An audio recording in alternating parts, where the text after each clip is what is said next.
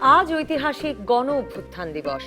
বঙ্গবন্ধু সহ অন্য আসামিদের মুক্তি এবং আইয়ুবের সামরিক শাসন উৎখাতের দাবিতে 1969 সালের 24শে জানুয়ারি কারফিউ ভঙ্গ করে রাজনীতিক, ছাত্র, শিক্ষক ও জনতা মিছিল বের করে। মিছিলে পুলিশের গুলিতে নিহত হন ঢাকার নবকুমার ইনস্টিটিউটের নবম শ্রেণীর ছাত্র মতিউর রহমান। 20 তারিখ আসাতের মৃত্যুর পর থেকেই বুক পকেটে নাম, ঠিকানা আর প্রিয়জনের কাছে শেষ চিঠি লিখে মিছিলে আসতো ছাত্ররা। মতিউরের চিরকুটে লেখা ছিল, মা মনে করো আমি বাংলার মানুষের জন্য জীবন দিয়ে গেলাম। এর প্রতিবাদে তখন ফুঁসে ওঠে ছাত্র সমাজ। তখন আগরতলা ষড়যন্ত্র মামলার প্রহসনমূলক বিচারে শেখ মুজিবকে ফাঁসিতে ঝুলিয়ে মৃত্যুদণ্ড কার্যকরের সব ব্যবস্থাই করে ফেলেছিল পাকিস্তানের সামরিক শাসক আইয়ুব খান। 17 জানুয়ারি সর্বদলীয় ছাত্র সংগ্রাম পরিষদ গড়ে তুলে মুক্তিকামী ছাত্র সমাজ 11 দফা কর্মসূচির ভিত্তিতে এই অভ্যুত্থান সৃষ্টি করে। 69 সালের আজকের দিনে জনতার ঐক্যবদ্ধ আন্দোলন চূড়ান্ত রূপ লাভ করে গণ অভ্যুত্থানে পরিণত হয়। আর সেই জোয়ারে স্বৈরাচারী আইয়ুব সরকার তথাকথিত আগরতলা ষড়যন্ত্র মামলার প্রধান অভিযুক্ত শেখ মুজিব সহ সবাইকে মুক্তি দিতে বাধ্য হয়। পতন ঘটে আইয়ুব খানের স্বৈরতন্ত্রেরও। ইতিহাসবেত্তারা বলেন, 52 ভাষা আন্দোলন, বাঙালির মুক্তি সনদ 6 দফা, পরবর্তীকালে 11 দফা ও 69 গণ অভ্যুত্থানের পথ বেয়ে রক্তাক্ত সশস্ত্র মুক্তিযুদ্ধের ধারাবাহিকতায় আমরা অর্জন করেছি আমাদের মহান স্বাধীনতা। আজ আমাদের সঙ্গে আছেন বাণিজ্যমন্ত্রী তোফায়েল আহমেদ, ডাকসুর তৎকালীন সভাপতি হিসেবে, যিনি সরাসরি পাকিস্তান প্রতিষ্ঠা পরবর্তীকালের সর্ববৃহৎ সেই গণজাগরণের জন্য 24শে জানুয়ারি হয়ে ওঠে গণ অভ্যুত্থান দিবস, সেই আন্দোলনের নেতৃত্ব দানের সুযোগ পেয়েছিলেন। আর বঙ্গবন্ধুকে যখন বাঙালি দুর্বার আন্দোলন গড়ে তুলে বাস্তবিক অর্থেই পশ্চিম পাকিস্তানের জেলের তালা ভেঙে ছিনিয়ে আনে, তখন তোফায়েল আহমেদই বাঙালির মহানায়কের জন্য বঙ্গবন্ধু উপাধি প্রস্তাব করেছিলেন। লাখ লাখ বাঙালি যে নামকে তাদের প্রাণের ডাক বলে মেনে নিয়েছিল সাথে সাথেই। আজ সেসব উজ্জ্বল স্মৃতি নিয়ে আবার আলোচনায় পাশাপাশি সুযোগ পেলে কথা বলতে চাই আজকের রাজনৈতিক প্রেক্ষিত নিয়েও। অসংখ্য ধন্যবাদ তোফায়েল আহমেদ। আজকের এই দিনে আপনাকে পাওয়াটা আমাদের সকলের জন্যই খুব সৌভাগ্যের একটা বিষয়। আমি আপনাকে শুরুতেই আপনার কাছে জানতে চাই যে আপনি অনেকগুলো বিভিন্ন সময়ে পত্রিকায় এই দিনটিকে নিয়ে লিখেছেন। আপনি তো ইতিহাসের অনেক অনেক এরকম অনেকগুলো দারুণ দিনের সাক্ষী, কিন্তু আপনি বারবারই বলেছেন এই 24শে জানুয়ারি দিনটা আসলে ভুলবার মতো নয়। 24শে জানুয়ারি দিনটা আপনার উজ্জ্বলতম স্মৃতি হয়ে থাকবে। কেন এই দিনটি এত উজ্জ্বল আপনার স্মৃতি? ধন্যবাদ নবনীতা। আমি আমার প্রিয় দেশবাসী যারা এই অনুষ্ঠান দেখছেন সকলের প্রতি আমার শ্রদ্ধা, আমার প্রীতি এবং শুভেচ্ছা। কারণ বাঙালি মানুষের কাছে আমরা ঋণী। কারণ এই 24শে জানুয়ারি ইতিহাসের একটি গৌরবোজ্জ্বল দিন। যদিও এই দিন শহীদ হয়েছিল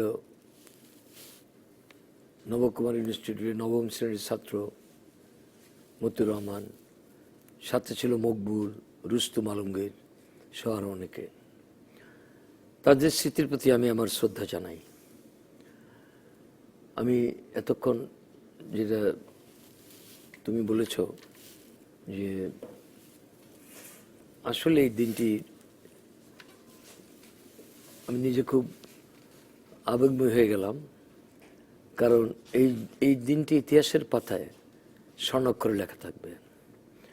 এই দিনে যদি গণ অভ্যুত্থান না হতো, ঢাকার মানুষ যদি রাজপথে নেমে না আসতো, তাহলে আইয়ুবের পতন হতো না। আমরা লক্ষ্য করেছিলাম যে বঙ্গবন্ধুকে ফাঁসি দেবার সমস্ত পরিকল্পনা পাকিস্তানের ফিল্ড মার্শাল আইয়ুব খান গ্রহণ করেছে। আইয়ুব খানের উপরে একটা বই আছে, বইটার নাম আইয়ুব খান, লিখেছেন তার তথ্য সচিব আলতাফ গহর। সেই বইয়ের ভেতরে লেখা আছে যে কিভাবে আইয়ুব খান পরিকল্পনা করেছিল যে শেখ মুজিবকে যদি পৃথিবী থেকে বিদায় করে না যায়, তাহলে বাঙালিদেরকে দাবিয়ে রাখা যাবে না। কারণ সকলকেই আপোষে আনা যায়, সকলকেই নিয়ন্ত্রণ করা যায়, কিন্তু শেখ মুজিবকে পারা যায় না। শেখ মুজিব যা বলেন তা করেন, এবং তা করতে গিয়ে যদি তার মৃত্যুর সামনে আসে সেটা বরণ করেন। সুতরাং শেখ মুজিবকে ফাঁসি কাস্টে ঝুলাতে হবে, এই ছিল পরিকল্পনা। এবং সেই পরিকল্পনার অংশ হিসেবেই মামলাটা করেছে। মামলাটার নামও শেখ মুজিব বনাম রাষ্ট্র, প্রধান আসামি শেখ মুজিব। 6 দফা দেবার পরে বঙ্গবন্ধু কারাগারে বন্দী। কিন্তু একদিন, যেদিন বঙ্গবন্ধুকে মুক্তি দেওয়া হয়, অর্থাৎ 1968 সনের 17 জানুয়ারি, জেলের মধ্যে মুক্তি দিয়ে জেল গেটে গ্রেপ্তার করা হয়। আর কি অপূর্ব মিল, ওই দিনটিতে আমি ডাকসুর ভিপি হয়েছিলাম। তিনি জেলখানার একজন সিপাহী মারফত আমার শুভকামনা করে আমার কাছে একটি চিঠি লিখেছিলেন, সিনিয়র তোফায়েল, তুই ডাকসুর ভিপি হয়েছিস, কারাগারের অন্ধকার প্রকোষ্ঠে বসে আমি খুব আনন্দিত হয়েছি। আমি বিশ্বাস করি এই ডাকসুর নেতৃত্বে বাংলার গণমানুষের অধিকার প্রতিষ্ঠায় তারা ঐতিহাসিক ভূমিকা পালন করবে। ইতি মুজিব ভাই। তখনও তো আপনারা জানেন না যে 69 আসছে। না, এরপরে তো জেল গেটে আবার তাকে এই আগরতলা মামলার আসামি হিসেবে গ্রেপ্তার করে। বঙ্গবন্ধু বুঝতে পেরেছিলেন যে আমাকে মুক্তি দিলেও আসলে তা না, অন্য কোনো ষড়যন্ত্র আছে। তখন জেলখানার সামনে থেকে তিনি মাটি তুলে নিয়ে কপালে মুছে বলেছিলেন, হে মাটি, আমি তোমাকে ভালোবাসি, আমি জানি ওরা আমাকে ফাঁসি দিবে, কিন্তু আমার মৃত্যুর পরে আমি যেন তোমার কোলে চিরনিদ্রায় শায়িত থাকতে পারি। তারপরে বঙ্গবন্ধুকে ক্যান্টনমেন্টে নিয়ে গেল, আমরা মিছিল বের করেছিলাম। আজকের জহুরুল হক হল, তখন ইকবাল হল, জগন্নাথ কলেজ থেকে রাজিউদ্দিন রাজু, আজকে যে সংসদ সদস্য কাজী ফিরোজ, তারপরে মরহুম রেজা, এদের নেতৃত্বে বিশাল মিটিং বের হয়ে ইকবাল হল এসেছিল। 6 মাস বঙ্গবন্ধু কোথায় ছিল, কেমন ছিল, খুব একটা আমরা জানতাম না। কিন্তু 68 সনের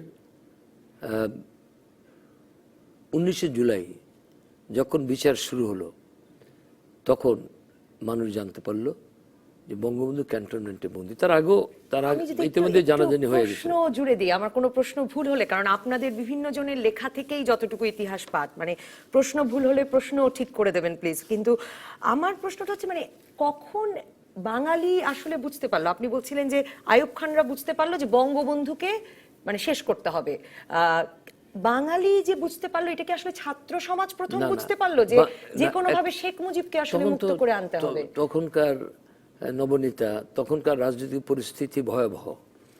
সমস্ত আওয়ামী লীগের সমস্ত রাজনীতি নেতারা কারাবন্দী, বঙ্গবন্ধু ফাঁসির আসামি, জাতীয় নেতা তাজউদ্দিন আহমেদ সহ আওয়ামী লীগের সমস্ত নেতা বন্দী, এমনকি আমাদের যুব নেতা শ্রদ্ধেয় মনি ভাই, রাজ্জাক ভাই, তারপরে অসংখ্য, নুর আলম সিদ্দিকী, পরবর্তীকালে ছাত্রলীগের সভাপতি, অসংখ্য নেতা কর্মী, এদিক থেকে কমরেড মনি সিং, মতিয়া চৌধুরী, রাশেদ খান মেনন, মানে 60-এর দশকে যারা ছাত্র নেতা ছিল অধিকাংশই জেলে ছিল। আর রাজনৈতিক একটা শূন্যতা ছিল।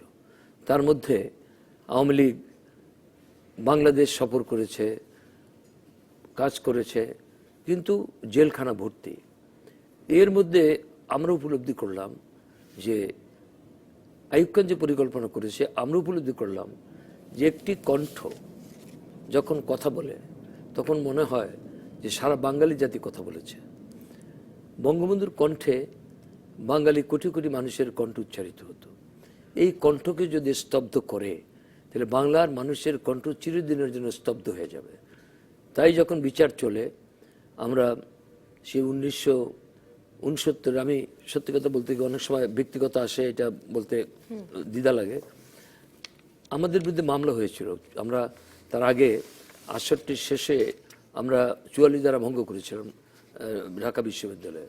এই 44 ধারা ভঙ্গ করার মামলা ছিল। আমি আমার জন্মস্থান ভোলায়, সেখানে গ্রেপ্তারি পরোয়ানা হলো। আমরা ভোলার থেকে বহু কষ্ট করে, আজকালকার মতো এরকম যানবাহন ছিল না, ছোট্ট লঞ্চ করে চাঁদপুরে এসে সেই চাঁদপুরের লঞ্চ ঘাটে টাওয়েল বিছিয়ে শুয়ে থেকে 1 জানুয়ারি ঢাকায় পৌঁছলাম।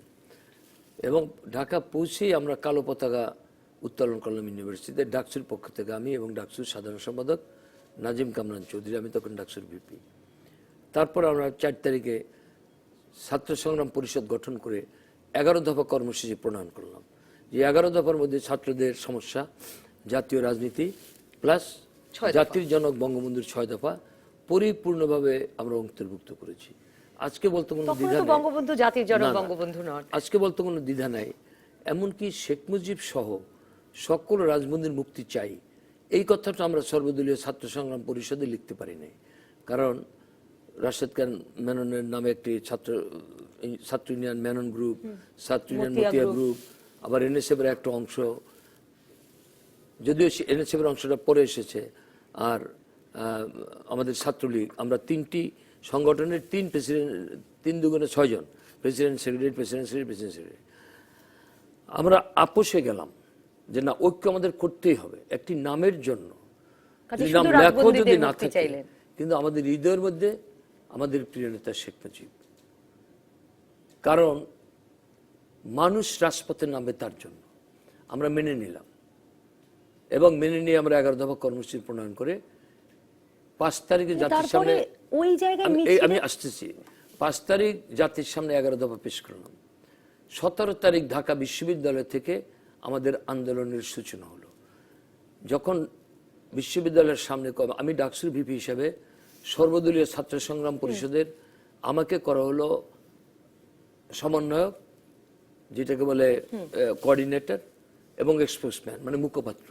অর্থাৎ এই যে ইতিমধ্যে এনএসএফ এর একটি অংশ, ইব্রাহিম খলিল প্রেসিডেন্ট, সাধারণ সম্পাদক ফখরুল ইসলাম মুন্সি, আর ছাত্রলীগের সভাপতি আব্দুর রউফ, সাধারণ সম্পাদক খালেদ মোহাম্মদ আলী, ছাত্র ইউনিয়নের সভাপতি মতিয়া গ্রুপের সবাই আছেন সাইফুদ্দিন আপনারা মানিক সেখানে। এবং শামসুদ্দোহা, মেনন গ্রুপের মুস্তফা জামাল হায়দার, যারা মাহবুবুল্লাহ, আর ইব্রাহিম খলিল, ফখরুল ইসলাম মুন্সি, তোফায়েল আহমদ, নাজিম খান, এই 10 জন সমন্বয়ে আমরা 17 তারিখ কলাভবনের সামনে 10 জনের বক্তৃতা করে যখন 44 দ্বারা জারি করলো যাতে আমরা মিছিল করতে না পারি, কিন্তু আমরা ভঙ্গ করলাম, আমাদের উপর লাঠিচার্জ হলো। তার পরের দিন আবার মিছিল করলাম, লাঠিচার্জ হলো। তার পরের দিন ঢাকা বিশ্ববিদ্যালয় বন্ধ, সেদিন রবিবার। আগে রবিবার ঢাকা বিশ্ববিদ্যালয় বন্ধ থাকতো, আর 17 তারিখ ছিল শুক্রবার। আমরা প্রকৌশল বিশ্ববিদ্যালয় থেকে আমরা মিছিল বের করলাম। সেই মিছিল একটি গুলি করা হলো, সেই গুলিতে আহত হলো আসাদুল্লাহ, ছাত্রলীগের এক কর্মী, যার বাড়ি দিনাজপুর, যিনি 71-এর মুক্তিযুদ্ধে শহীদ হয়েছেন, আমি তাকেও স্মরণ করি। এই যে একটি বুলেট একজনের বুকে লেগেছে, এর প্রতিবাদে ঢাকা শহরের সমস্ত শিক্ষা প্রতিষ্ঠানের ছাত্র ছাত্রী 20 তারিখে ঢাকা বিশ্ববিদ্যালয়ের কলাভবনে জমায়েত হয়েছে। এবং সেখানে সেদিন শুধু ছাত্র ছাত্রী না, তখন শ্রমিকরাও এসেছে, ঢাকা শহরের সাধারণ মানুষ এসেছে এবং তাদের বিশ্বাস জন্মেছে যে ছাত্ররা যে আন্দোলন করছে, এই আন্দোলনে আমাদের যোগদান করা উচিত, কারণ এই আন্দোলনেই বাংলাদেশের রাজনীতি গতিগতি। কিন্তু এই আন্দোলন বঙ্গবন্ধুকে মুক্ত করে আনার আন্দোলনে পরিণত হয়ে গেল কি স্বতঃস্ফূর্তভাবে? না, আমি তো ঘটনা তো একটার পর একটা। এখন এই যে 20 তারিখে আমরা কিন্তু আগে বটতলায় টেবিলের উপর দাঁড়িয়ে বক্তৃতা করতাম, কিন্তু 20 তারিখে এত লোক, আমার বাসায় যে ছবি আছে আমি বক্তৃতারত অবস্থায়, সেই আসাদের শার্টও আছে আপনার বাড়িতে, এক লেখায় পড়লাম। এত লোক, তখন আমরা কলাভবনের ছাদে উঠেছি, ছাদ থেকে আমরা বক্তৃতা করেছি। বক্তৃতা শেষে আমরা মিছিলের সিদ্ধান্ত দিলাম, যখন সভাপতি হিসেবে আমি ঘোষণা করলাম, তখন মিছিল বেরিয়ে গেল, মিছিলের সামনের অংশ চলে গেল, আমরা মাঝখানে। যখন মেডিকেল কলেজের সামনে আসলাম, তখন আমাদেরকে লক্ষ্য করা হলো গুলি। সেই গুলি বিদ্ধ হলো আসাদুজ্জামানের বুকে। আমি এবং খালেদ মোহাম্মদ আলী, ছাত্রলীগের সাধারণ সম্পাদক, আমরা আসাদকে আমাদের বুকে তুলে নিলাম রক্তাক্ত অবস্থায়, কিন্তু ইমার্জেন্সি নেওয়ার পথেই তিনি মৃত্যুবরণ করেছেন, শহীদ হয়েছেন। তার লাশ আমরা সিঁড়ির উপরে রেখে আমরা সিদ্ধান্ত নিলাম যে আমরা শহীদ মিনারে যাব। তখন হাজার হাজার ছাত্রছাত্রী শহীদ মিনারে গেল। আসাদের গায়ের জামাটা খুলে, যেটা আমার বাসায় ছবি আকার আছে, আমি পতাকা তৈরি করলাম, মানে পতাকা বানালাম এবং জামাটা ঝুলিয়ে রাখলাম। আজকে পত্রিকায় বেরিয়েছে আমার লেখা, বাংলাদেশের প্রতিদিনে ওই ছবিটা। এবং এই রক্তাক্ত জমা ছুঁয়ে আসাদকে ছুঁয়ে আমরা শপথ নিলাম, আমরা শপথ নিচ্ছি আসাদের রক্ত আমরা বিচার দিতে দেব না। যতক্ষণ আমাদের স্বৈরাচারী আইবের পতন না ঘটবে, যতক্ষণ আমাদের প্রিয় নেতা শেখ মুজিবের মুক্তি না আসবে, ততক্ষণ আমরা মায়ের করে ফিরে যাব না। এরপরে আমরা পরের দিনের জন্য 12টা পর্যন্ত শপথে পুরো ছাত্র সমাজ ঐক্যবদ্ধ একদম, মানে আমাদের মত পথের ভিন্নতা থাকা সত্ত্বেও কর্মসূচির ব্যাপার আমরা ঐক্যবদ্ধ। সে কি দিন, সেই দিনের কথা আজকে স্মৃতির পাতায় যখন বেশি উঠে অনেক কথা মনে হয়। তারপরে পরের দিন আমরা ওখান থেকে মিছিল বের করলাম সরোয়ার্দী উদ্যানের কোণে, যেখানে শহীদ সরোয়ার্দী, শেরমালাকে, ফজলুল হকের মাজার, সেখানে আসার পর আর্মি ডিপ্লয় করে দিল যাতে আমাদের মিছিল যেতে না পারে। Danger danger, don't cross. আমরা ডেঞ্জার সিগন্যাল শুনলাম না, আমরা মিছিল বের করে গেলাম। এবং পরের দিনে আমরা পল্টন ময়দানে জমায়েত হলাম, লক্ষ লোক, জাতীয় নেতৃবৃন্দ আসলেন সেখানে। তখন তো আর ডায়াস নাই, মাইকও দেয় না।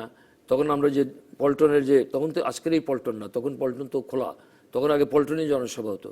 পল্টন ভর্তি, মতিঝিল ভর্তি, এখন যে বঙ্গবন্ধুর জিন্না অ্যাভিনিউ, তারপরে স্টেডিয়াম কানায় কানায় পূর্ণ। সেখানে আমরা বক্তৃতা করলাম, জানাজা পড়লাম, তারপরে বক্তৃতা করে 3 দিনের কর্মসূচি দিলাম। 22 তারিখ কালো ব্যাজ ধারণ করতে হবে, বাড়ি গাড়িতে কালো পতাকা উঠাতে হবে, এবং 23 তারিখ হবে মশাল মিছিল, 24 তারিখ হরতাল। 22 তারিখ এমন কোনো মানুষ ছিল না যে কালো ব্যাজ ধারণ করে নাই। ঢাকার শহরের এমন কোনো বাড়ি এবং গাড়ি ছিল না যে কালো পতাকা উত্তোলিত হয়নি। এবং 23 তারিখ সন্ধ্যার পরে এই নগরটা হয়ে গেল মশালের নগরী। তারপরের দিন 24শে জানুয়ারি আজকে। এই জানুয়ারিতে আমরা বিশ্ববিদ্যালয়ে তখন মিছিল হচ্ছে, প্রসেশন হচ্ছে, কিন্তু বিক্ষুব্ধ জনতা বঙ্গবন্ধু অ্যাভিনিউ, যে তখন জিন্না অ্যাভিনিউ, এখান থেকে মিছিল নিয়ে সচিবালয়ের কাছে আব্দুল গনি রোডে এক মন্ত্রীর বাড়ি আক্রমণ করলো। এই আক্রমণের ফলে পুলিশ নির্বিচারে গুলি চালালো। সেখানেই মতিউর মকবুল রুস্তুম আলমগীর মৃত্যুবরণ করলো, শহীদ হলো। এই সংবাদ যখন ছড়িয়ে গেল তখন মানুষ আর ঘরে ছিল না। এই যে গণ অভ্যুত্থান কেন বলা হয়, তখন মানুষ রাজপথে নেমে আসলো এবং পল্টন কানায় কানায় ভরে গেল। আমরা সেখানে গেলাম। তখন আমাদের 10 ছাত্রনেতার বক্তৃতা করার সুযোগ ছিল না। আমি সর্বদলীয় ছাত্র সংগ্রাম পরিষদের, ডাকসুটা হলো সকলের, এটা কোনো দলের না। আমি ছাত্রলীগের কর্মী ঠিকই, কিন্তু ডাকসুটা সকলের। সেই জন্য আমি হলাম ঘোষক, সমন্বয়ক, মুখপত্র, পরবর্তীকালে পত্রপত্রিকা, অল পার্টি অ্যাকশন কমিটির চেয়ারম্যান বা কনভেনার, এটা সঠিক না, বাট আমি ছিলাম মুখপত্র। আমি সভা পরিচালনা করতাম, আমি নাম ঘোষণা করতাম, আমি প্রস্তাব পড়তাম, আমি সিদ্ধান্ত ঘোষণা করতাম। এইটাই ছিল তখন নিয়ম। তখন পল্টনে আমরা বক্তৃতা করে মানুষ বিক্ষুব্ধ হয়ে গেল। তারা গভর্নর হাউস, মোনায়েম খান যে বাড়িতে থাকে, যে এখন বঙ্গভবন, এটা আক্রমণ করবে। এইটা আমরা উপলব্ধি করে আমরা মিছিল নিয়ে আসলাম ইকবাল হলে, ইকবাল হলের মাঠে। এক মাথা বঙ্গবন্ধু অ্যাভিনিউ, আরেক মাথা ইকবাল হল, এত লোকের লোকারণ্য। এইখানে আমরা যে এরা কারা, এদের পরিচয় কি, আমরা পকেটে কাগজ খুঁজে এক টুকরো, যেখানে লেখা আছে, এক টুকরো কাগজ পেলাম মতিউরের পকেটে, লেখা আছে, মা আমি মিছিলে যাচ্ছি, যদি ফিরে না আসি মনে করো তোমার মতিউর বাংলার মায়ের জন্য, প্রিয় নেতা শেখ মুজিবের জন্য জীবন দিয়ে গেল। ইতি মতিউর রহমান, 9ম শ্রেণী, নবকুমার ইনস্টিটিউট, পিতা Azharuddin Mallick, national bank colony, Motijheel. এইখানে এই আজহারউদ্দিন মল্লিক সাহেব তৎকালীন পাকিস্তান ন্যাশনাল ব্যাংকের কর্মচারী ছিলেন এবং মতিঝিল কলোনিতে থাকতেন। এই তার পরিচয়। আমরা মাইকে ঘোষণা করার পর আজহারউদ্দিন মল্লিক সাহেবকে আমরা পেলাম। তাকে পাওয়ার পরে তিনি বাকরুদ্ধ। আমি আগামীকাল সকালে তাকে শ্রদ্ধা জানাতে যাব, আমার পিতার মতো, তার 95 বছর বয়স। কিন্তু সেদিন বাকরুদ্ধ অবস্থায় তিনি দুটি কথা বললেন, আমার মতিউর চলে গেছে, আর আমার ছেলেকে পাবো না।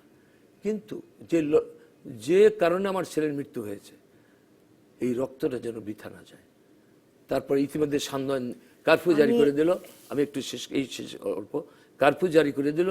এই কারফিউ ভঙ্গ করে মতিউরের লাশ নিয়ে তার মতিঝিল সেই ন্যাশনাল ব্যাংক কলোনিতে গিয়ে তার মায়ের সামনে যখন লাশটা রাখলাম কারফিউর মধ্যে, সে কি দৃশ্য! তিনি আমার মা, আজকে প্রয়াত, এখন জীবিত নেই। বুকে জড়িয়ে ধরলেন, কান্নাকাটি করলেন। একই কথা, আমার ছেলেটি চলে গেল, কত নিষেধ করেছি তুমি যেও না। কারণ 21শে জানুয়ারি যখন পল্টনে গায়বানে জানাজা হয়, ওই যে লক্ষ লোকের সামনে মজলুম জননেতা মাওলানা ভাসানী, আসাদের মৃত্যুর পরের দিন, তখন থেকে আপনার লেখাতে আমি পড়েছি যে সবাই চিরকুট নিয়ে আসতেন। না, ওই তখন ওর পর থেকে, এবং মতিউর বাড়িতে গিয়ে তার বাবা মার সাথে গল্প করেছে, বাবা মা, কেউ যদি শহীদ হয় তার জানাজায় লক্ষ লোক হয়।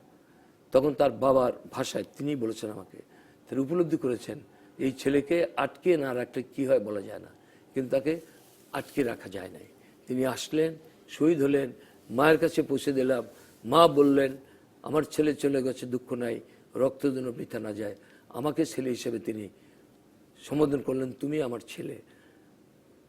জীবিতকালে আমি সবসময় তার কাছে গিয়েছি। তার বাবার সাথে আমার এখনো যোগাযোগ আছে। আজকে আমি সকালে নবকুমার ইনস্টিটিউটে গিয়েছি, যেখানে ছাত্র বা পুরানো, প্রাক্তন, বর্তমান শিক্ষক সকলেই ছিল। একটা ঐতিহাসিক দিন। আমি এই কথাটা বলি, এই দিনটা যদি আমাদের জাতীয় জীবনে সেদিন না আসতো, এই দিনে যদি গণ অভ্যুত্থান না হতো, আর বাংলার মানুষ যদি এক কাতারে জমায়েত না হতো, তাহলে আইয়ুব খানের যে পরিকল্পনা সেটা বাস্তবায়িত হতো। আমি একটা বিরতির পর এসে আপনার কাছে জানতে চাইবো যে 24শে জানুয়ারিতেই তো আসলে আপনাদের যে মূল লক্ষ্য তখনও সেটা পূর্ণ হলো না, কারণ তখনও বঙ্গবন্ধুকে তো আর মুক্ত করে দেওয়া হলো না। সেই এর পরের ধারাবাহিকতাটা জানতে চাইবো, আর এটাও জানতে চাইবো যে 69-এও অপেক্ষা কেন, মানে তখনও আমরা স্বায়ত্তশাসনের কথা বলছি কেন, মানে এই অপেক্ষাটাই বা কেন? দর্শক থাকুন রাজকাহনে। ফিরে এলাম রাজকাহনে। তোফায়েল আহমেদ, আপনি 69-এর 24শে জানুয়ারির স্মৃতি বলছিলেন, কিন্তু 24শে জানুয়ারির এই গণ অভ্যুত্থানের পরেও বঙ্গবন্ধুর মুক্তি হলো না, যেটা আপনাদের মূল লক্ষ্য ছিল। আসলে 24শে জানুয়ারি তো একদিনে হয়নি। বঙ্গবন্ধুর কাছে থাকার আমার দুর্লভ সৌভাগ্য হয়েছিল। বঙ্গবন্ধুর কাছ থেকেই শুনেছি যে পাকিস্তান যখন প্রতিষ্ঠিত হয়, তারা তো পাকিস্তানের পক্ষে আন্দোলনও করেছিলেন, কিন্তু পাকিস্তান প্রতিষ্ঠিত হওয়ার পর তিনি এত বিচক্ষণ নেতা ছিলেন, এত দূরদর্শী সম্পন্ন নেতা ছিলেন, তিনি ভবিষ্যৎকে উপলব্ধি করতে পারতেন, যে হোয়াট ইজ কামিং। তিনি বলেছেন যে পাকিস্তান প্রতিষ্ঠিত হওয়ার পরেই উপলব্ধি করেছি পাকিস্তান বাঙালিদের জন্য হয়নি, সেই জন্য বাংলার ভাগ্য নিয়ন্তা বাঙালিদেরকে হতে হবে। সে লক্ষ্য সামনে নিয়ে তিনি ছাত্রলীগের প্রতিষ্ঠা করেছেন। 1949-এ আওয়ামী লীগ প্রতিষ্ঠিত হয়েছে। 52-এর ভাষা আন্দোলনের নেতৃত্ব দিয়ে স্বাধীনতার বীজ রোপণ করেছেন। তারপরে যদি আমরা বঙ্গবন্ধুর জীবন আলোচনা করি, দেখব প্রতিটি ক্ষেত্রে তিনি একমাত্র ব্যক্তি যাকে বারবার কারাগারে নিক্ষেপ করা হয়েছে। সেই ঢাকা বিশ্ববিদ্যালয়ের 4র্থ শ্রেণীর কর্মচারী, সেই সময় 11ই মার্চ তাকে গ্রেপ্তার করা হয়েছে। 52-এর ভাষা আন্দোলনের সময় গ্রেপ্তার করা হয়েছে। আইয়ুবের মার্শাল্লার পরে বঙ্গবন্ধুকে বারবার গ্রেপ্তার করা হয়েছে। তিনি তো জীবনের 14টি মূল্যবান বছর পাকিস্তানের কারাগারে বন্দী ছিলেন, কিন্তু তার লক্ষ্য ছিল বাংলাদেশের স্বাধীনতা। ওই যে ভাষা আন্দোলনের মধ্য দিয়ে তিনি লক্ষ্য নির্ধারণ করেছেন যে আমাকে স্বাধীনতায় যেতে হবে, যার জন্য 54 যুক্তফ্রন্টের নির্বাচনে 21 দফা, তারপরে 62তে আমাদের ছাত্র আন্দোলন, আইয়ুব বিরোধী আন্দোলন, 66তে তিনি 6 দফা দিলেন। 6 দফা দিয়ে আমরা যারা তখন ছাত্র রাজনীতির সাথে বঙ্গবন্ধু আমাদের আদর করতেন, আমাদেরকে কাছে থেকে বলতেন যে সাক্ষ্য দিলাম, এই সাক্ষ্য পেরিয়ে আমি আমার স্বাধীনতা যাব। এই যে তুমি যে কথাটা বলে, অনেক মানুষ তো তখনও সেই স্বায়ত্তশাসনের আন্দোলনের জন্য প্রস্তুত না। বঙ্গবন্ধু যখন স্বাধীনতার কথা চিন্তা করেন, এমনকি কমরেড মনি সিং বঙ্গবন্ধুর জন্মদিনে 1973 একটা বক্তৃতা করেছিলেন, যে জেলের মধ্যে বঙ্গবন্ধু কমরেড মনি সিংকে বলেছে এই দেশ স্বাধীন করতে হবে। তখন মনি সিং বলেছেন যে আমরা বলেছি এটা বাস্তবসম্মত না, আমরা রাজি হই নাই। তখন বঙ্গবন্ধু বলেছেন যে মনি সিংকে, যে আপনাকে আমি কনভিন্স করতে পারলাম না, কিন্তু জানে রাখবেন এইটি একদিন হবে। এবং যার জন্য তিনি 6 দফা দিলেন। তার মানে হলো বঙ্গবন্ধু কিন্তু ধাপে ধাপে আন্দোলনটা করতেন, একসাথে না। যেমন এটা তো ঠিক যে 62তে তিনি একবার পরিকল্পনা করেছিলেন বাংলাদেশের স্বাধীনতার জন্য, এমনকি আগরতলা পর্যন্ত গিয়েছিলেন। সেটা একটা ভিন্ন পট আলোচনা করলে অনেক সময় লাগবে। আগরতলা মামলাটা কিন্তু মিথ্যা না, যদি আমরা বলি এটা ষড়যন্ত্র মামলা, কিন্তু মামলাটা কিন্তু সত্য। আইয়ুব খান পাকিস্তানে বুঝতে পেরেছিল যে বঙ্গবন্ধুর পরিকল্পনা কি, এবং 6 দফা তিনি দিয়ে এই যে 35 দিনের মধ্যে গ্রেপ্তারের আগে 32টা জনসভা করেছিলেন বাংলাদেশের প্রত্যেকটা জেলায়, 10 বার গ্রেপ্তার হয়েছিলেন, কিন্তু তিনি থামেননি। এবং সবশেষে 8ই মে নারায়ণগঞ্জের জনসভা শেষে বঙ্গবন্ধুকে গ্রেপ্তার করে জেলে দেওয়া হলো। জেলে দিয়ে ওই আগরতলা মামলা ষড়যন্ত্র মামলা, এখন এর আসলেই আইয়ুব খান ষড়যন্ত্র বলবে, আমাদের দেশপ্রেমিক আজকে মাহফুজুল বারী আগরতলা মামলার একজন যিনি একজন আসামি ছিলেন, তিনি আজ মৃত্যুবরণ করেছেন। তিনি আমাদের আওয়ামী স্বেচ্ছাসেবী বাহিনীরও উপপ্রধান ছিলেন। আমি তার স্মৃতির প্রতি আমার শ্রদ্ধা জানাই। সুতরাং আগরতলা মামলায় এই যে যারা আসামি ছিলেন অনেককে তো প্রচণ্ডভাবে নির্যাতন করেছে। এবং এই যে 6 দফা দেওয়ার পরে এই যে মানুষকে তিনি ঐক্যবদ্ধ করলেন বঙ্গবন্ধু, এবং 69-এর গণ আন্দোলনের মাধ্যমে, কারণ আইয়ুব খান মনে করলো, আজকে যদি আমরা লক্ষ্য করি হিসাব করি দেখব যে এই গণ অভ্যুত্থানের মধ্যে দিয়ে আইয়ুব খান কিন্তু ঘোষণা দিয়েছিল জানুয়ারি মাসের প্রথমে নারায়ণগঞ্জে একটা জনসভায় আমি আবার পাকিস্তানের প্রেসিডেন্ট হব। আজকের দিনে 24শে জানুয়ারি আবার গণ অভ্যুত্থানের ঘোষণা দিল আমি আর পাকিস্তানের প্রেসিডেন্ট পদে নির্বাচন করব না। তখন তিনি গোলটেবিল বৈঠকের প্রস্তাব দিলেন এবং সান্ধ্য আমরা ভঙ্গ করলাম। 24 থেকে 2 তারিখ পর্যন্ত সান্ধ্য ছিল, 2রা ফেব্রুয়ারি পর্যন্ত। সান্ধ্য প্রত্যাহারের পরে আমরা 9 ফেব্রুয়ারি পল্টনে জনসভা করলাম। সে কি জনসভা, সেই স্মৃতি আমার হৃদয়ের মধ্যে। তখন তারা কোনো আশ্বাস দিচ্ছে না যে বঙ্গবন্ধুকে ছেড়ে দেবে? না, আন্দোলন যাচ্ছেই তো। এই যে 9 ফেব্রুয়ারি যে আমরা জনসভাটা করলাম, এই জনসভা এক দফায় রূপান্তর, 11 দফার থেকে 1 দফায় আসলো। আমি যখন বক্তৃতা শেষে স্লোগান তুললাম, শপথ নিলাম শপথ নিলাম মুজিব তোমায় মুক্ত করব, শপথ নিলাম মাগো তোমায় মুক্ত করব। আমাদের বক্তৃতার শেষে আমাদেরকে মানুষ কোলে তুলে নিয়েছে, তারপরে সদরঘাট পর্যন্ত মাথায় তুলে নিয়েছে, মানুষ জেলখানা আক্রমণ করেছে 9 ফেব্রুয়ারি বক্তৃতার পর কারাবন্দীদের মুক্তির জন্য। আমরা আবার সেখানে গিয়ে তাদেরকে ফিরিয়ে আনলাম। তারপরে 14 তারিখে ডাকের মিটিং হলো। সেই ডাকের মিটিং যখন নুরুল আমিনের নাম প্রস্তাব করা হলো, মানুষ প্রত্যাখ্যান করলো, আমাদেরকে মঞ্চে তুলে নিল। আমি বঙ্গবন্ধুর ছবি বুকে ধারণ করে বক্তৃতা করে ম্যান্ডেট নিলাম। তখনই আইয়ুব খান প্রস্তাব দিয়েছে। ইতিমধ্যে আমাদের রাজনৈতিক নেতারা মুক্তি পেতে শুরু করেছে। তাজউদ্দিন ভাই মুক্তি পেলেন, রাজ্জাক ভাই মুক্তি পেলেন, মনি ভাই মুক্তি পেলেন এবং অন্যান্য যারা রাশেদ খান মেনন আন্দোলন এই মুক্তি পাওয়ার হলো। এবং বঙ্গবন্ধুর মুক্তির প্রশ্নে তাকে প্যারোলে মুক্তি দেওয়ার জন্য একটা কনস্পিরেসি শুরু হলো। তখন ওই 14ই ফেব্রুয়ারি ডাকের মিটিং, ডেমোক্রেটিক অ্যাকশন কমিটি রাজনৈতিক দলের মিটিং। আমরা সাধারণত আমরা মঞ্চে উঠি না রাজনৈতিক দলের মিটিংয়ে, কিন্তু মানুষ আমাদেরকে মাথায় তুলে মঞ্চে তুলে দিয়ে নুরুল আমিনকে প্রত্যাখ্যান করার পরে আমি বক্তৃতা করেছিলাম। আমি সরি যে আমি আমার কথা বলতেছি যে বক্তৃতা সেদিন বেশি দূরে নয় যেদিন আমাদের প্রিয় নেতা আমাদের মাঝে ফিরে আসবেন। আর জিজ্ঞেস করেছিলাম আপনারা কি প্যারোলের শেখ মুজিব মুক্তি চান? মানুষ বললো না চাই না। আপনারা কি শেখ মুজিব ছাড়া গোলটেবিল বৈঠক চান? আইয়ুবের গোলটেবিল বৈঠক না চাই না।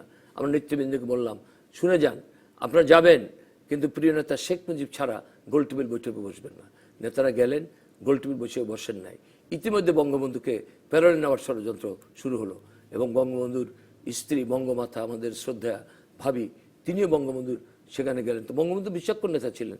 তিনি ধীরে ধীরে যখন আস্তে আস্তে তারা উপলব্ধি করতে লাগলেন যে শেখ মুজিব প্যারোলে মুক্তি লাভ করবেন এবং শ্রদ্ধা ভাবিও এই যে জনমত এটা বঙ্গবন্ধু বললেন। এবং বঙ্গবন্ধু কখনো অন্য তখন তো 15ই ফেব্রুয়ারি ডাকের মিটিং হলো 14 তারিখ, ওই রাত্রেই কিন্তু ক্যান্টনমেন্টে গুলি হলো বন্দি অবস্থায়। বঙ্গবন্ধুর সামনেই গুলি করে সার্জেন্ট জহুরুল হককে হত্যা করলো এবং সার্জেন্ট ফজলুল হককে আহত করলো।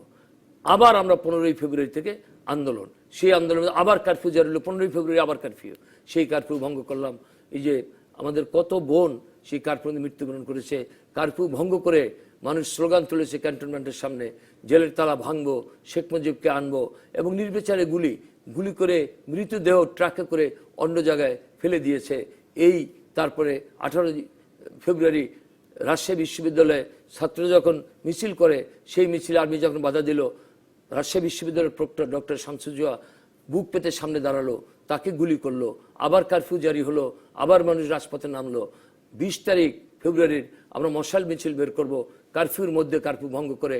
এটা তৎকালীন ক্ষমতাসীন অর্থাৎ জিওসি মুজাফরউদ্দিন ছিলেন, জিওসি মানে পাকিস্তান আর্মির জিওসি জেনারেল অফিসার কমান্ডিং, এবং সালাউদ্দিন সাহেব ছিলেন স্বরাষ্ট্রমন্ত্রী, ওবায়দুল্লাহ খান ছিলেন তথ্য সচিব, সালাউদ্দিন সাহেব ছিলেন স্বরাষ্ট্র সচিব, ওবায়দুল্লাহ খান রাশেদ খান মেনন সাহেবের বড় ভাই, তিনি মৃত্যুবরণ করেছেন, তিনি ছিলেন তথ্য সচিব। এবং এই যে আজকে বিএনপির স্ট্যান্ডিং কমিটির সদস্য এম.কে. আনোয়ার, তিনি ছিলেন ডিসি। তারা আমাদের সাথে আলোচনা করে কম্প্রোমাইজ করে কারফিউ প্রত্যাহার করলো এবং মশালের নগরীতে ঢাকা নগর রূপান্তরিত হলো। এবং 20 তারিখ পল্টনে আমরা 10 ছাত্র নেতা বক্তৃতা করলাম, আলটিমেটাম দিলাম 24 ঘন্টার মধ্যে শেখ মুজিবকে মুক্তি দিতে হবে, প্রিয় নেতা মুজিবকে মুক্তি দিতে হবে। 22শে ফেব্রুয়ারি দুপুর 12টার সময় প্রিয় নেতাকে তার সহকর্মী সহযোগী যারা বন্দী আগরতলা মামলার, তখন একজন মৃত্যুবরণ করেছে, একজন আহত, 34 জন বঙ্গবন্ধু সহ, বঙ্গবন্ধু এক আর বাকি 33 জন, 34 জন মুক্তি লাভ করলো দুপুর 12টায়। আমরা বঙ্গবন্ধুর কাছে গেলাম, বঙ্গবন্ধুর সামনে দাঁড়িয়ে বক্তৃতা করলাম। বঙ্গবন্ধুর জন্য পল্টনে মানুষ অধীর অপেক্ষায়। পরের দিন 23 তারিখ না, 22 তারিখে মুক্তির পরেই, কিন্তু বঙ্গবন্ধু আমরা পল্টনে নিলাম না। আমরা বঙ্গবন্ধুকে ওই শিক্ষা ভবনের কাছে দিয়ে আমরা ফেরত নিয়ে বাসায় রেখে আমরা পল্টনে গিয়ে ঘোষণা দিলাম আগামীকাল সর্বদলীয় ছাত্র সংগ্রাম পরিষদের পক্ষ থেকে আমরা গণসম্বর্ধনা দেব আমাদের প্রিয় নেতা। যেই 23 তারিখে 1970 সালের সেই 23 ফেব্রুয়ারিতে তারিখে আপনারা বঙ্গবন্ধু, সেই 23 তারিখে সরোয়ার্দী উদ্যান ছিল কানায় কানায় পূর্ণ। এবং সে কি দৃশ্য, আমার জীবনের শ্রেষ্ঠ দিন। আমি সবার সভাপতি, বয়স মাত্র 26, অন্যান্য ছাত্র নেতারা মঞ্চে, বঙ্গবন্ধু মঞ্চে, সভাপতির ভাষণ। তখন কি আপনারা নিজেরা বঙ্গবন্ধু ডাকা শুরু করেছিলেন? কেন মনে হলো যে বঙ্গবন্ধু নামটা দিতে হবে? এটা হলো কি, বঙ্গবন্ধুকে বিভিন্ন বিশেষণে বিশেষায়িত করা হতো। বঙ্গবন্ধুকে বঙ্গ শার্দুল বলতো, রাখাল রাজা বলতো, অনেক কথা। কিন্তু আমরা একটা সিদ্ধান্ত, আমরা এটা কোনো ব্যক্তিগত কিছু না, কারণ বাংলার মানুষের মনের চাহিদা ছিল যে এমন একজন নেতা যিনি তার জীবনকে তুচ্ছ মনে করেন, যিনি ফাঁসির মঞ্চে গিয়ে মৃত্যুকে আলিঙ্গন করেন, যিনি কারাগারের অন্ধকার প্রকোষ্ঠে বসে মানুষের অধিকারের জন্য সংগ্রাম করেন, যুদ্ধ করেন, তিনিই তো আমাদের বন্ধু। সেই জন্য আমি আমার বক্তৃতা বলেছিলাম, আমি তুমি বলে সম্বোধন করে, যে প্রিয় নেতা, তোমার কাছে বাঙালি জাতির ঋণী, এই ঋণ আমরা কোনোদিন শোধ করতে পারবো না। বারবার তুমি ফাঁসির মঞ্চে গিয়েছো, প্রধানমন্ত্রীকে তুচ্ছ করে মৃত্যুকে আলিঙ্গন করেছো। প্রিয় নেতা, তুমি জেলের অভ্যন্তরে কারাগারের অন্ধকার প্রকোষ্ঠে বসে বাংলার অধিকার, মানুষের অধিকার প্রতিষ্ঠার জীবন উৎসর্গ করেছো। তোমার কাছে আমরা ঋণী। কিন্তু আজ আমরা এই ঋণের বোঝাটা একটু হালকা করতে চাই। তখন 10 লক্ষ লোক 20 লক্ষ হাত উত্তোলন করলো। তখনই কৃতজ্ঞ জাতি কৃতজ্ঞ চিত্তে এই কথা বলে বঙ্গবন্ধুকে বঙ্গবন্ধু উপাধি দিল। যে নেতা তার জীবনের যৌবন কাটিয়েছেন পাকিস্তানের কারাগারে, ফাঁসির মঞ্চে গিয়ে মৃত্যুকে আলিঙ্গন করেছেন, সেই নেতাকে কৃতজ্ঞ চিত্তে, কৃতজ্ঞ জাতির পক্ষ থেকে, কৃতজ্ঞ বাঙালিদের পক্ষ থেকে বঙ্গবন্ধু উপাধিতে ভূষিত করা হলো। তিনি হলেন বঙ্গবন্ধু। এবং বঙ্গবন্ধু যখন বক্তৃতা করলেন, কি সুন্দর বক্তৃতা! তখন সেদিনই তিনি বললেন, 1 ম্যান 1 ভোট। এটা আমরা 9 ফেব্রুয়ারি আমরাও পল্টনে বলেছিলাম যে সংখ্যাভিত্তিক ভোটাধিকার, 1 ম্যান 1 ভোট। এটা তো হইলো বলেই তো আমরা মেজরিটি হয়েছে। বঙ্গবন্ধু আনুষ্ঠানিকভাবে সেই 23 ফেব্রুয়ারি ঘোষণা করলেন। এবং তিনি নিজের বললেন, আমাকে যখন বন্দী করে নিয়ে যায় কারাগারের সামনে থেকে, বিষয়টা কি মানে একটু যদি আমাদেরকে জানানো যে মানে কি তখন কি সবার ভোট ছিল না? না, তখন তো প্যারিটি, অর্থাৎ পশ্চিম পাকিস্তানের অর্ধেক ভোট, পূর্ব পাকিস্তানের অর্ধেক ভোট, কিন্তু সংখ্যা তো আমরা বেশি, পূর্ব পাকিস্তান বেশি। যার জন্য বঙ্গবন্ধু 1 ম্যান 1 ভোট যদি না করতে পারতেন, তাহলে আমরা তো 1970 নির্বাচনে 179 আসনের 69টা আসনের মধ্যে 167টি আসন তো আমরা পাই না। কারণ পাকিস্তানের আসন সংখ্যা ছিল কম, 313টা আসনের মধ্যে আমাদের ছিল 169টা, আর 169টা বাদ দিলে যেই কটা ছিল পাকিস্তানের। ভুট্টো পেল 88, ভোটার বেশি আমাদের, মানে মানুষ বেশি আমরা। ভুট্টো পেল 88টা, আমরা পেলাম 167টা, যার জন্য বঙ্গবন্ধু মেজরিটি হলেন।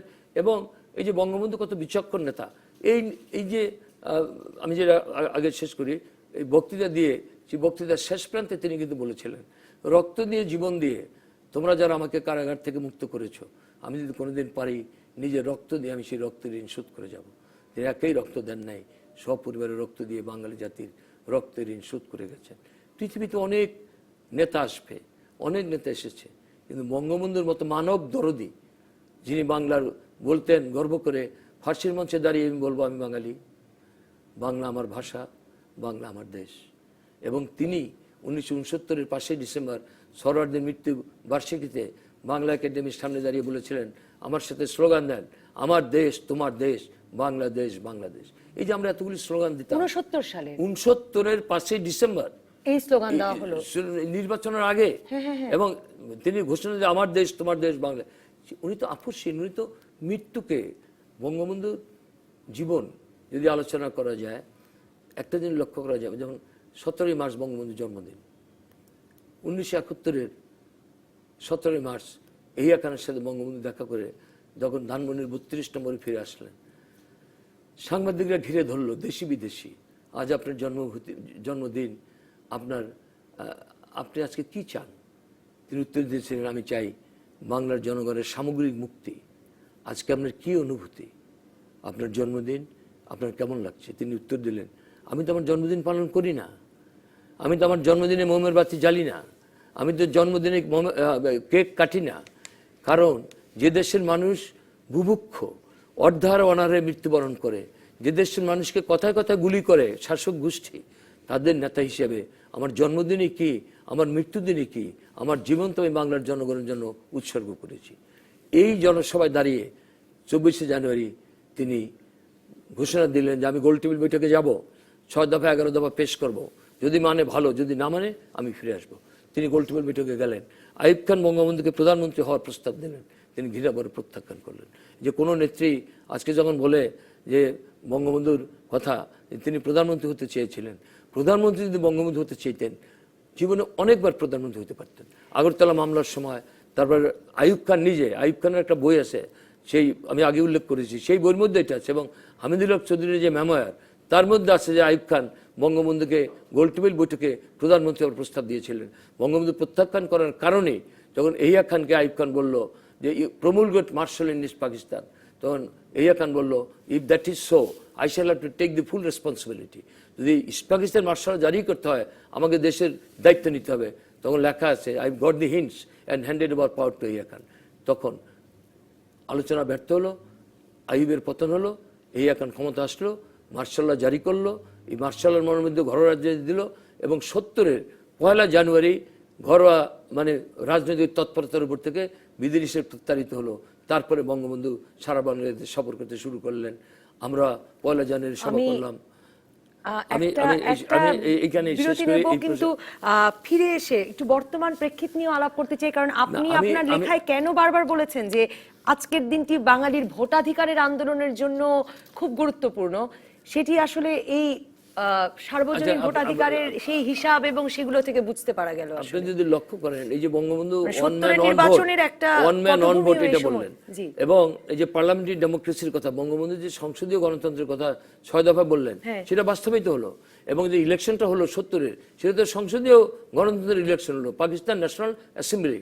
আমিও 27 বছর বয়সে আমি এমএনএ হয়েছি, এবং এমএনএ নির্বাচনের পরে বঙ্গবন্ধু 6 দফা নিয়ে সরোয়ার্দী উদ্যানে 3রা জানুয়ারি যে মিটিং করলেন শপথ দিবস বলে, নির্বাচিত প্রতিনিধিদের নিয়ে, প্রাদেশিক পরিষদ এবং কেন্দ্রীয় পরিষদ 288 জন, প্রাদেশিক পরিষদ 300, আমরা বিজয়ী হয়েছি, আর 167 জন আমরা সহ। 6 দফা আমার না, 6 দফা আমার দলের না, 6 দফা এই নির্বাচনের মধ্যে দিয়ে জনগণের সম্পত্তিতে রূপান্তরিত হয়েছে। কেউ যদি 6 দফার সাথে বেইমানি করে, তাকে জ্যান্ত কবর দেওয়া হয়। আমি যদি করি, আমাকেও, অর্থাৎ 6 দফার সাথে তিনি আপোষ করবেন না, এবং আপোষ করবেন না বলেই তো এহিয়া খান সেই পার্লামেন্টের অধিবেশন স্থগিত করে দিল 3রা মার্চ, এবং 1 মার্চ থেকে আগুন জ্বলে উঠলো। 7ই মার্চ বঙ্গবন্ধু বক্তব্য দিলেন বাঙালি জাতিকে 6 দফা দেওয়ার সাথে আসলে কি করে 69 এবং তারপরে 70-এর নির্বাচন, তারপরে 71। 6 দফা যদি না দিত, আগরতলা ষড়যন্ত্র মামলা হতো না, আগরতলা মামলা না হলে গণ অভ্যুত্থান হতো না, গণ অভ্যুত্থান না হলে তিনি মুক্তি পেতেন না, এবং উনি মুক্তি না পেলে 70 নির্বাচন আমরা বিজয়ী হতাম না, আর 70 নির্বাচন বিজয়ী না হতাম তাহলে আমাদের এই স্বাধীনতা আসতো না। সুতরাং স্বাধীনতার মহানায়ক, জাতির জনক বঙ্গবন্ধু শেখ মুজিব, বিশ্ব এই পুরো প্রক্রিয়াতেই আসলে সেই মহানায়ককেও খুঁজে পাওয়া। একটা বিরতির পর ফিরে তোফায়েল আহমেদ বর্তমান রাজনীতি নিয়ে কিছু কথা বলতে চাই আপনার সঙ্গে। দর্শক থাকুন রাজকাহনে। ফিরে এলাম রাজকাহনে। আমি আপনার লেখাতেই পড়ছিলাম যে আপনি বলেছেন যে সেই সময়ে মানুষের, আপনি কিছুক্ষণ আগে কথায়ও উল্লেখ করছিলেন যে যখন আপনার লেখা থেকেই যদি পড়ি, যখন ডাকসুর ভিপি ছিলাম, ছাত্রলীগের সভাপতি ছিলাম, তখন যখনই দেশের এক প্রান্ত থেকে অন্য প্রান্তে যেতেন, আপনি লিখেছেন যে আদর ভালোবাসা মানুষের পেয়েছেন, কিছুক্ষণ আগে বলছিলেন, এবং হাজার হাজার লাখ লাখ মানুষ আপনাদের অনুসরণ করতেন, আপনাদেরকে বলতেন কিছু একটা বলেন, আপনাদের কথা শুনতে চাই।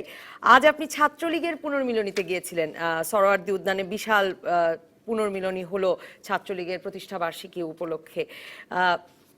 মানে এই যে ছাত্রলীগের সভাপতি হিসেবে আপনি যে ভালোবাসা পেলেন, এবং আজকের যে ছাত্রলীগ, যেই ছাত্রলীগ টেন্ডারবাজি, চাঁদাবাজি করছে, যেই ছাত্রলীগকে মানুষ হয়তো ভালো না বেশি ভয় পাচ্ছে, আপনি কিভাবে মূল্যায়ন করেন?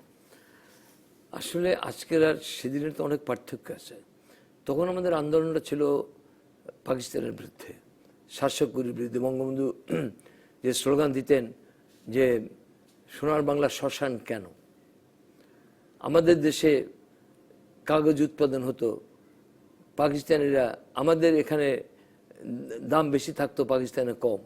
অর্থাৎ যে ডিসপ্যারিটি, এইটার বিরুদ্ধে বঙ্গবন্ধু বাঙালি জাতিকে ঐক্যবদ্ধ করেছিলেন। একটা উদাহরণ দেই, 12ই নভেম্বর 1970 উপকূলীয় অঞ্চলে ঘূর্ণিঝড় জলোচ্ছ্বাস হয়ে 10 লক্ষ লোক মৃত্যুবরণ করেছিল। বঙ্গবন্ধু ছুটে গিয়েছিলেন ভোলায়, আমার জন্মস্থান। উনি মৃত্যু দেহ দেখেন যে রাস্তায় রাস্তায় মানুষ পড়ে আছে, তিনি ফিরে এসেছিলেন। ফিরে এসে তৎকালীন শাহবাগ হোটেল, এখন বঙ্গবন্ধু মেডিকেল বিশ্ববিদ্যালয়, এটা ছিল একটা হোটেল। এখানে তিনি সাংবাদিক সম্মেলন করলেন যে স্বচক্ষে দেখে এসেছি কত অসহায় আমরা, পাকিস্তানের শাসক গোষ্ঠী আসে নাই এই দুর্গত মানুষকে দেখার জন্য। সুতরাং বাংলার মানুষ ঐক্যবদ্ধ হও, আমরা আর এইভাবে প্রাকৃতিক দুর্যোগে মৃত্যুবরণ করতে চাই না, অর্ধাহারে অনাহারে মৃত্যুবরণ করতে চাই না। মানে আমরা আমাদের অধিকার প্রতিষ্ঠার ভালো জন্য জিডিপিতে আছি দেখে আমাদের ছাত্র রাজনীতির এই অবস্থা না, সেটা কথা না। আমরা আন্দোলন করতাম পাকিস্তানের বিরুদ্ধে, এখন একটা পরিবেশ পরিস্থিতি ভিন্ন। আর এইভাবে তো প্রশ্ন করলে হয় না যে ছাত্রলীগ টেন্ডার যেটা না, তার মধ্যে হয়তো সবসময় খারাপ বলে। হ্যাঁ, এটা ঠিক, আমরা যখন ছাত্র আন্দোলন করেছি আমরা ঢাকা বিশ্ববিদ্যালয়ের ইঞ্জিনিয়ারিং ডিপার্টমেন্ট কোথাও আমরা জানতাম না, এটা ঠিক। আমরা ট্রেনে যখন যেতাম আমরা 3য় শ্রেণীতে যেতাম, এটা ঠিক। আমাদের স্টিমারে যেতাম, রকেটে আমরা 3য় শ্রেণীকে আমরা সাধারণভাবে যেতাম, মানুষ আমাদেরকে ভালোবাসতো। এমনকি লঞ্চ স্টিমারের মধ্যেও মানুষ বলতো আমাদের যেন 2-1টি কথা বলেন। যাই হোক, সেগুলি ব্যক্তিগত কথা নাই বা বললাম। কিন্তু ছাত্রলীগ একটা আদর্শবান সংগঠন। আজকে ছাত্র রাজনীতিটাই তো এখন একটু সমস্যার সংকুল। কারণ আমরা যারা আজকে জাতীয় রাজনীতিতে এসেছি, আমরা তো ছাত্র পলিটিক্স করে এসেছি তৃণমূল থেকে।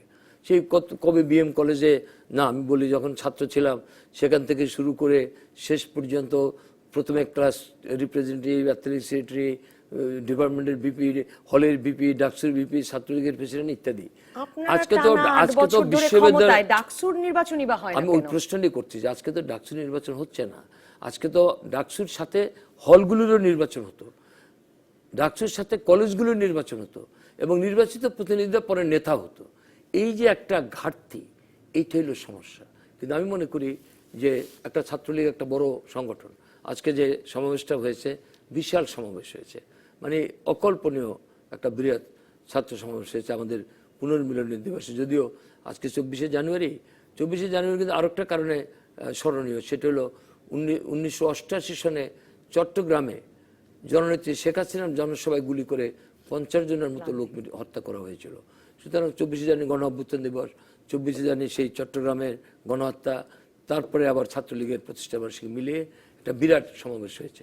এর মধ্যে সব ক্ষেত্রেই আমাদের রাজনীতির দলের মধ্যেও তো আমাদের ভালো আছে মন্দ আছে, শুধু ছাত্র সংগঠন না। তবে আমি মনে করি আপনার দীর্ঘ অভিজ্ঞতা কি বলে যে মানে নির্বাচিত না হয়ে যেই ছাত্র নেতারা উঠে আসা বা যারা সংগঠন করছেন, কারণ নির্বাচনের সুযোগই সেভাবে নাই, তারা কি আসলে দলের সংকটকালে দলের হাল ধরতে পারেন? দলের সংকটকালে না নেতা তৈরি করতে পারেন, নেতার পেছনে দাঁড়াতে পারেন? ঢাকা বিশ্ববিদ্যালয় ছিল নেতা তৈরির কারখানা, এখান থেকে নেতারা হতো। বঙ্গবন্ধু ঢাকা বিশ্ববিদ্যালয়ে ভর্তি হয়েছিলেন, কিন্তু তাকে এক্সপেল করে দিল, উনি আর ভর্তি হন না, কারণ মুসলেখা দিতে হতো, উনি দেন না, উনি তো আপসীন নেতা। সুতরাং ঢাকা বিশ্ববিদ্যালয়ে বাংলাদেশের ছাত্র সমাজের ঐতিহ্য আছে। আমি মনে করি অন্য প্রসঙ্গ না টেনে একটা কথা বলে যে ছাত্রদের মধ্যে ঐতিহ্য ছিল, সেই ঐতিহ্যটা ফিরিয়ে এনে আদর্শভিত্তিক সংগঠন করা দরকার। আমরা জাতির পিতার আদর্শে আমরা উদ্বুদ্ধ। আজকে ধরেন বাংলাদেশের কথা আপনি বলছেন, আজকে বাংলাদেশ তো এই বাংলাদেশেরই কিন্তু। আমার সময়ও প্রায় শেষ, আমি একটা শেষ প্রশ্ন না করলে দর্শক নিশ্চয়ই আগ্রহ নিয়ে অপেক্ষা করছেন। সার্চ কমিটি গঠন, আগামী নির্বাচন নিয়ে প্রচুর কথা হচ্ছে। এই 69-এর এই 24শে জানুয়ারির আন্দোলনকেও আপনি বিভিন্ন সময় বলেছেন যে এটা বাঙালির ভোটাধিকারের আন্দোলন, রাজনৈতিক অধিকার আদায়ের আন্দোলন। তো সেই ভোটাধিকারের আন্দোলনকে কি একরকম দমিয়ে রাখছে আপনার সরকার, আপনাদের সরকার? এখন তো ভোটাধিকার আছে, এখন তো ইলেকশন হয়। আমরা যে 2008-এ ইলেকশনে বিজয়ী হয়েছি 3/4 আসন নিয়ে প্রধানমন্ত্রী শেখ হাসিনার নেতৃত্বে, আমরা নির্বাচনের মাধ্যমে হয়েছে না। আবার 2014 সালের 5ই জানুয়ারি, হ্যাঁ অনেকে বলবে যে কোনো দল অংশগ্রহণ করে না, সেটা আমাদের দোষ না। আমরা তো আপ্রাণ চেষ্টা করেছি এই নির্বাচনে যাতে বিএনপি আসে। প্রধানমন্ত্রী শেখ হাসিনা খালেদা জিয়াকে গণভবনে আসার আমন্ত্রণ করেছেন, মন্ত্রিসভায় যোগ দেওয়ার জন্য 5 সদস্যের নাম চেয়েছেন, কিন্তু তারা ঘৃণাভরে প্রত্যাখ্যান করেছে। এবং আগামী যে ইলেকশন হবে, সার্চ কমিটি করার এখতিয়ার রাষ্ট্রপতির, তিনি সকলের সাথে আলোচনা করেছেন এবং একটা গ্রহণযোগ্য সার্চ কমিটি করবেন। সেই সার্চ কমিটি একটা কতগুলি লোকের নাম প্রস্তাব করবে রাষ্ট্রপতির কাছে, তার থেকে তিনি সর্বোচ্চ 5 জনকে মনোনয়ন দিয়ে একটা নির্বাচন কমিশন গঠন করবেন সংবিধানের ভিত্তিতে, এবং নির্বাচনকালীন সরকার হবে অন্তর্বর্তীকালীন সরকার, বর্তমান সরকার। প্রধানমন্ত্রী শেখ হাসিনা যে সরকারের প্রধানমন্ত্রী, সেই সরকারই তো ক্ষমতায় থাকবে। যেমনটা ভারতে যখন নির্বাচন হয়েছিল তখন তো মনমোহন সিংই ক্ষমতায় ছিলেন, এবং গতবার তো প্রধানমন্ত্রী একটু অন্য প্রস্তাবও দিয়েছিলেন যে সকলকেই সেই সরকারের অংশগ্রহণের সুযোগ দিয়েছিলেন, কিন্তু সেই চ্যাপ্টার তো ক্লোজড হয়ে গেছে, কারণ তারা আমাদের সেই আহ্বানে সাড়া দেয়নি। আমি একটা কথা বলি, এখানে গণতন্ত্র আছে, ভোটাধিকার আছে, রাজনৈতিক দলগুলোরও কিন্তু যত্নবান হওয়া উচিত। জাতির পিতা বঙ্গবন্ধু কোনো দিন কোনো নির্বাচন বয়কট করেন নাই। আইয়ুব খানের যে নির্বাচন সেটা বয়কট করেন নাই, তিনি তার দলের লোক এমএনএ হয়েছে পাকিস্তানের, এমপি হয়েছে পূর্ব পাকিস্তানের, এমনকি ফাতেমা জিন্নাহ যে রাষ্ট্রপতির ক্যান্ডিডেট হয়েছিলেন প্রেসিডেন্টের, সেইটা বঙ্গবন্ধু তার জন্য ক্যাম্পেইন করেছেন, এবং এই নির্বাচনের মধ্যে দিয়ে বঙ্গবন্ধু দলকে শক্তিশালী করেছেন। যেটা বিএনপি 5ই জানুয়ারি নির্বাচন না করে ভুল করেছেন, যার জন্য দল তার ক্ষতিগ্রস্ত হয়েছে। সুতরাং আমি এই কথা বলবো যে 1969-এর 24শে জানুয়ারি যেমন গণ অভ্যুত্থান, আমাদের গণতন্ত্র উদ্ধারের যে সংগ্রাম ছিল, সর্বজনীন ভোটাধিকারের যে আন্দোলন করেছিলাম, সেটা আমরা বাস্তবায়ন করতে সক্ষম হয়েছি। আজকে বাংলাদেশ গণতান্ত্রিক দেশ এবং একটা অসাম্প্রদায়িক গণতান্ত্রিক বাংলাদেশ। এই বাংলাদেশের সমস্ত রাজনৈতিক নেতা ব্যক্তিত্ব সকলকেই সহনশীল হয়ে বাস্তববাদী হয়ে রাজনীতি করলে সকলের জনমঙ্গল হবে। এবং আমি মনে করি যে একটা সুন্দর পরিবেশ হয়েছে, একটা অবাধ নিরপেক্ষ নির্বাচন হবে, এবং 2019 সালে 2019-এর 29শে জানুয়ারির আগের 90 দিনের মধ্যে যে কোনো দিন নির্বাচন হবে, এবং ওই নির্বাচনের সরকার এই সরকারই ক্ষমতা থেকে করবে। এইটা হবে অন্তর্বর্তীকালীন সরকার, শুধু নির্বাচন এর আগে আপনাদের পছন্দ মতো বাছাই কমিটি হবে, নির্বাচন কমিশন হবে? আমাদের পছন্দ মতো হবে কেন? আমাদের পছন্দ মতো বাছাই কমিটি কেন হবে? বাছাই কমিটি তো প্রধানমন্ত্রী মানে রাষ্ট্রপতি করবেন, এবং রাষ্ট্রপতি সবাই পরামর্শ করেছেন, এবং গ্রহণযোগ্য লোকজনকে নিয়ে তো তিনি সার্চ কমিটি করবেন, এবং গ্রহণযোগ্য লোককে নিয়ে তিনি নির্বাচন কমিশন করবেন। এখন আপনি যদি ক খ গ, আমি ক বললে আপনি খ বলবেন, তাহলে তো হবে না। আপনি যে কোনো লোককে বাংলাদেশের বলতে পারবেন যে না, একটা খুঁজে বাইর করতে পারবেন যে অমুকে এই তমুক, তাহলে তার হলো না। আপনাকে তো গ্রহণ করতে হবে রাষ্ট্রপতির যে এখতিয়ার, সেটাকে তার মর্যাদা দিতে হবে। অসংখ্য ধন্যবাদ তোফায়েল আহমেদ আমাদেরকে সময় দেওয়ার জন্য। নিশ্চয়ই রাজকাহনের দর্শক আগামীতেও তোফায়েল আহমেদের কাছ থেকে বিভিন্ন এই রকম স্মরণীয় দিনের ইতিহাস যেমন জানতে পারবেন, বর্তমান রাজনীতির কথাও জানতে পারবেন। দর্শক ধন্যবাদ যারা সঙ্গে ছিলেন। পরবর্তী পর্বে আমরা আলোচনা করব ট্রাম্প জগতে বাংলাদেশের করণীয় নিয়ে। আমাদের সাথে থাকবেন সাবেক কূটনীতিক এম হুমায়ুন কবির, শামসুল মবিন চৌধুরী এবং অধ্যাপক ডক্টর আমেনা মহসিন। সঙ্গে থাকবেন আপনিও।